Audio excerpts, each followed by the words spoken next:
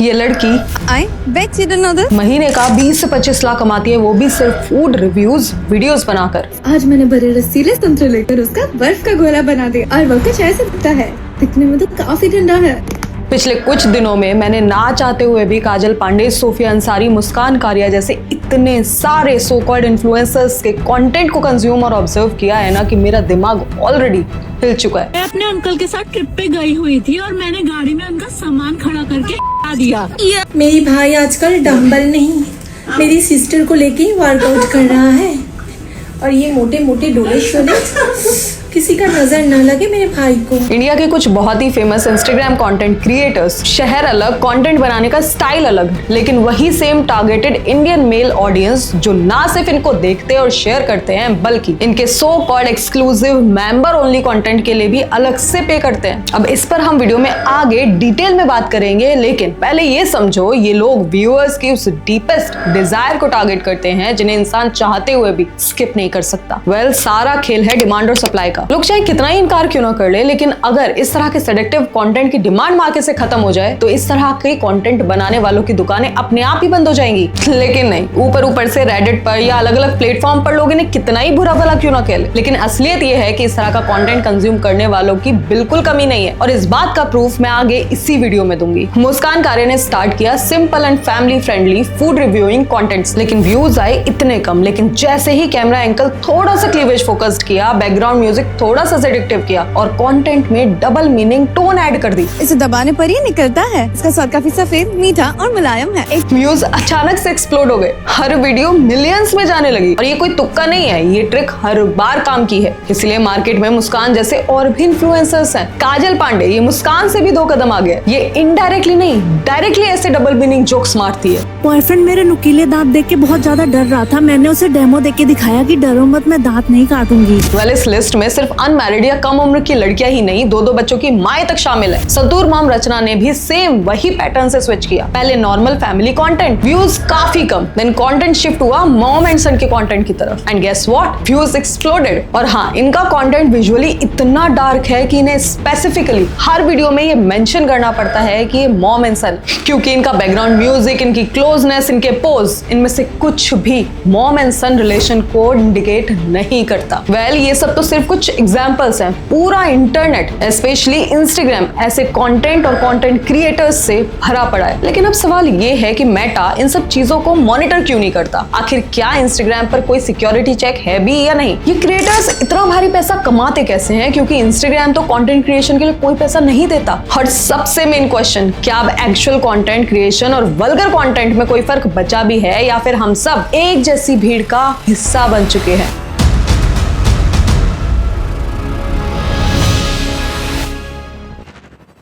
काजल पांडे अपने Instagram bio में खुद को आर्टिस्ट लिखती है और बिल्कुल सही भी है। हर सिंपल सी रील में डबल मीनिंग जोक्स को ऐड कर देना आर्ट ही तो है। बिल्कुल काजल पांडे की ही थीम पर एक और सो कॉल्ड आर्टिस्ट हैं जो ऐसे टैबू टॉपिक्स पर वीडियोस बनाती हैं जिन पर हम और आप पब्लिकली बात भी नहीं कर सकते। आपका ड्रीम क्या है? रुको दिखाती हूँ। अस्थियां, टॉयलेट्स, कोई भी ऐसा टॉपिक नहीं है जिस पर इस लड़की ने वीडियो ना बनाया हो। और अपनी एक बहुत पॉपुलर वीडियो में तो इसने ऐसी वाहियात हरकत की है ना कि मैं पब्लिकली पूरा वीडियो प्ले भी नहीं कर सकती। एग्जैक्टली हम लोग के सामने से शाहरुख खान सर निकले, मैंने उसके बाद वो लिटरली शाहरुख खान के यूज करने के बाद इस टॉयलेट सीट को करती है। And you will not be shocked to know इस वीडियो पर करोड़ों में व्यूज हैं और आजकल तो इन लोगों की अपनी ही एक कम्युनिटी बन चुकी है। ये एक्चुअल में सेलिब्रिटीज बन चुके हैं, इन्हें पॉडकास्ट पर इनवाइट किया जाने लगा है। थी ना वो टाइम का, मैंने ना खुद को ना एक बोतल में भर के रखा था फ्रिज में, और जब जब भी ना मुझे पैसों की जरूरत पड़ती थी तो मैं वो निकाल के 2 बूंद डाल लेती थी प्रेगनेंसी किट में और बोलती थी मुझे पैसे दे, मुझे एबॉर्शन करवाना है। ये रियल स्टोरी है, एक्चुअली रियल है। और तो और ये एक दूसरे के साथ भी कोलैबोरेशन वीडियोस बनाते हैं। ये मेरी बहन सेजल हॉस्टल में रहती है, मैं सोची इसको अचानक से मिलकर सरप्राइज कर, क्योंकि मम्मी पापा इस पर बहुत खर्च रहे हैं, यही उनके बुढ़ापे का सहारा बनेगी। ये बहुत मेहनत करती है, आओ देखते हैं। दीदी ये कर रहे। अब देखो, ये सारे क्रिएटर्स एक कॉमन और सटीक पैटर्न को फॉलो करते हैं, dark comedy plus double meaning joke. इन लोग का कहना है कि ये तो कॉमेडी वीडियोस बनाकर लोगों को हंसाते हैं, लेकिन एक मिनट, इनके कमेंट सेक्शन में कोई हंस क्यों नहीं रहा है? निधि चौधरी, सोनिया सिंह खत्री, होमिशी भद्रा जैसे ऐसे अनलिमिटेड एग्जांपल्स हैं जो एस्ट्रोलॉजी, फिटनेस और लाइफस्टाइल नीश में भी बिना किसी कॉमेडी के, बिना किसी बैकग्राउंड सेडक्टिव म्यूजिक के, सिर्फ और सिर्फ अपने क्लीवेज, फ्लॉन्टिंग और फिगर हगिंग ड्रेसेस के जरिए सीधे सादे नॉर्मल कंटेंट को भी सेक्सुअलाइज कर रहे हैं। नाउ क्या आपको समझ आया कि एक्चुअल में यहाँ हो क्या रहा है? ये dark comedy, double meaning jokes या फिर ये cleavage showing dresses and pose, ये सब के सब सिर्फ एक कॉमन चीज को टारगेट करते हैं, इंडियन मेल ऑडियंस की deepest and darkest sexual fantasy. And over the time इसी फैंटेसी को टारगेट करते हुए सेमी न्यूड कंटेंट और ऐसे क्रिएटर्स के नंबर में एक काफी बड़ा शिफ्ट हो गया है। पहले हम इस तरह के परफॉर्मेंस को सेमी न्यूड या फिर वल्गर परफॉर्मेंस की कैटेगरी में देखते थे, लेकिन अब वल्गर, सेमी न्यूड या फिर बोल्ड डांस पब्लिक प्लेसेस पर कंटेंट के नाम पर इजीली पेश कर दिए जाते हैं। पहले भाई बहन के कंटेंट को अलग नजर से देखा जाता था और अब उस रिश्ते में भी लोग वल्गैरिटी पर उतर आए हैं। मेरी भाई आजकल डंबल नहीं, मेरी सिस्टर को लेके वर्कआउट कर रहा है।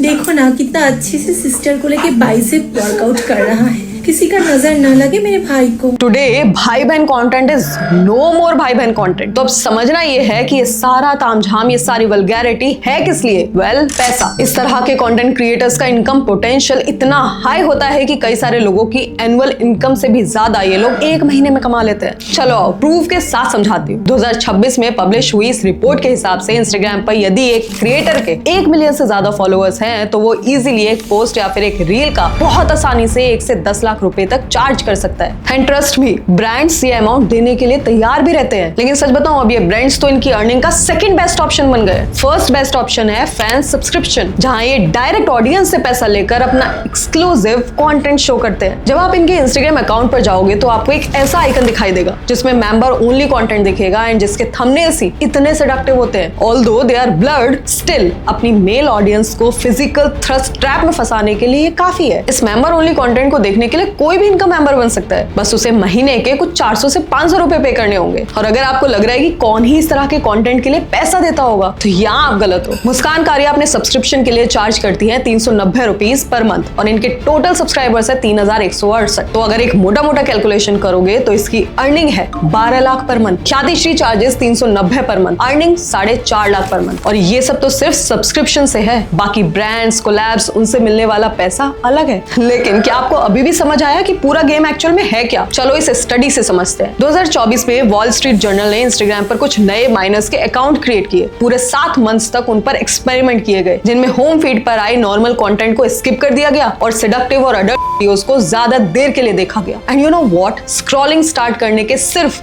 20 मिनट के अंदर उन माइनर बच्चों के इंस्टाग्राम फीड पर जैसे अडल्ट कंटेंट क्रिएटर्स के प्रमोशन की बाढ़ आ गई हो। वेल, अपनी इतनी सारी ऑब्जर्वेशन के बाद एक चीज तो मुझे समझ आ गई है कि इंस्टाग्राम न्यूड या फिर एडल्ट्री को डायरेक्टली प्रमोट नहीं करता, बल्कि ऐसे सभी कंटेंट्स को खुद ही आगे वायरल होने में हेल्प करता है जिनकी शेयरेबिलिटी एंड रिटेंशन ज्यादा होता है, इर्रिस्पेक्टिव ऑफ कि वो कंटेंट एक्चुअल में क्या चीज प्रमोट कर रहा है। एंड क्योंकि इस तरह के कंटेंट को इंडिया में लोग मजे से देखते भी हैं और शेयर भी करते हैं, इसलिए आज सजेस्टिव कंटेंट और उनके क्रिएटर्स में दिन दुगनी और रात चौगनी तरक्की होती जा रही है। लेकिन क्वेश्चन अभी भी वही है कि ये हमारे सोशल मीडिया प्लेटफॉर्म्स और ये क्रिएटर्स इतने इनसेंसिटिव कैसे हो सकते हैं? कई बार इस बात का जवाब भी सामने से मार्क जुकरबर्ग से मांगा गया है। Will you take personal responsibility? Senator, I think I've already answered this. I mean, these We'll are try serious this again. issues. Will you take personal responsibility? That- Victims. that's Let me not ask what you I this. said. Let me ask you this. There's families of victims here today. Have you apologized to the victims? India में भी मैटी ने कई बार इस तरह के vulgar content और semi nude content के against complaint की है। स्टिल अब तक भी उन सारी कंप्लेंट्स का असर इन प्लेटफॉर्म्स पर क्या ही हो पाया है वो हम सब देख ही रहे हैं। हाँ, माना कि लोग इस तरह के कंटेंट को सिर्फ एंटरटेनमेंट के लिए देखते होंगे, लेकिन एक बहुत बड़ा सेंसिटिव ग्रुप हमारे देश में ऐसा भी है जो इसे सच भी मानता है और अपनी लाइफ में खुद भी इन चीजों को अप्लाई करने की कोशिश करता है। लेकिन ये मजे मजे में पैसा और फेम के लिए शुरू किया गया suggestive content Indian audience, specially Indian boys के दिमाग पर ऐसा असर डालता है कि आज के लड़कों का एक बड़ा ग्रुप फीमेल्स और रिलेशनशिप को सीरियसली नहीं लेता। उनके लिए सारी फीमेल्स ऐसी इंस्टाग्राम क्रिएटर्स जैसी ही तो होती हैं, easily accessible and all time available. और लड़कों का इसी तरह का बिहेवियर और सेक्सुअल हरेसमेंट को इजीली जस्टिफाई भी करता है, क्योंकि इन लड़कों के हिसाब से लड़कियां यही तो चाहती हैं। यही तो देखा है उन्होंने लंबे टाइम से इंस्टाग्राम पर। मार्च 2026 में cricketer turned MP Harbhajan Singh ने भी इस मुद्दे को राज्यसभा में भी उठाया। 13-14 साल का बच्चा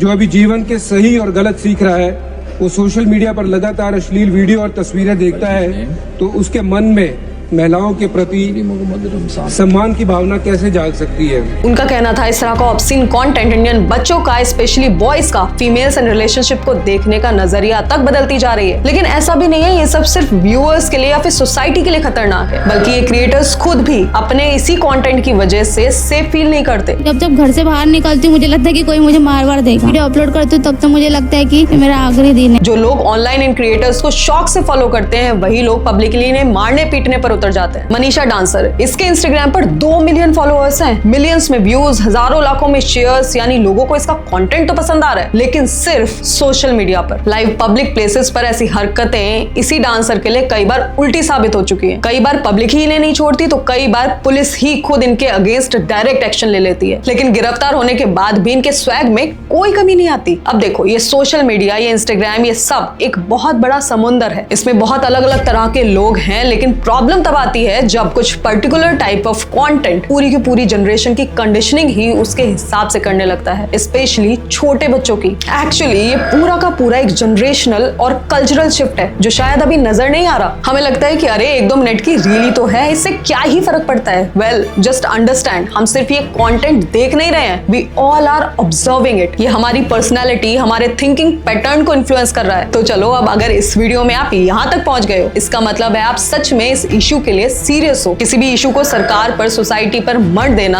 आसान होता है, लेकिन उस इशू पर कॉन्शियसली खुद काम करना उतना ही मुश्किल। तो आपसे कॉन्शियसली सोचो, कंटेंट को कॉन्शियसली स्क्रॉल करो, because you are not watching the content, you are observing this. So viewers, आज की इस वीडियो में बस इतना ही। एंड यदि ये वीडियो आपने यहाँ तक देखी है उसके लिए बहुत बहुत धन्यवाद। Please do share this video more and more.